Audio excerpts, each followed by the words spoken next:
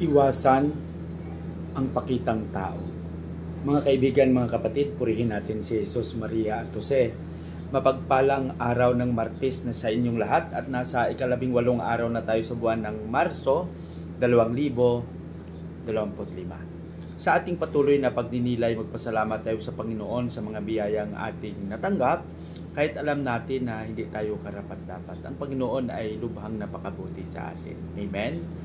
Sa ating ebanghelyo sa araw na ito ay babahagi sa atin ni San Mateo Kapitulo 23, versikulo 1 hanggang 12. Ano ba ang nilalaman ng ating ebanghelyo sa araw na ito?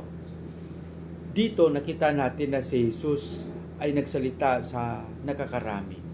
Pinapaalalahanan niya ang lahat na huwag gumaya sa mga ginagawa ng mga Pariseyo na mga pakitang tao.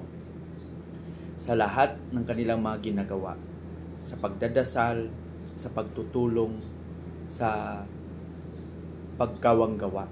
Lahat ng mga ito ay pakitang tao. Alam ni Jesus kung paano sinagawa ng mga Pariseyo ang kanilang mga tungkulin at mga alintuntunin sa pagsunod sa batas na mayroon sila. Sa pagkasalukuyang panahon, bato-bato sa langit, mga politiko lang. Hindi naman lahat. Ang minsan, nagpapakitang tao lang.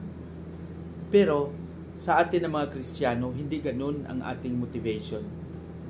Kabahagi ng ating buhay Kristiyano, ang pagkawanggawa at ang pag-alay ng panalangin.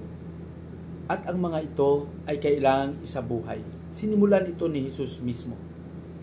Ang pagpapakita ng kabutihan at taos-puso na paglilingkod ang kanyang hinahamon sa ating lahat.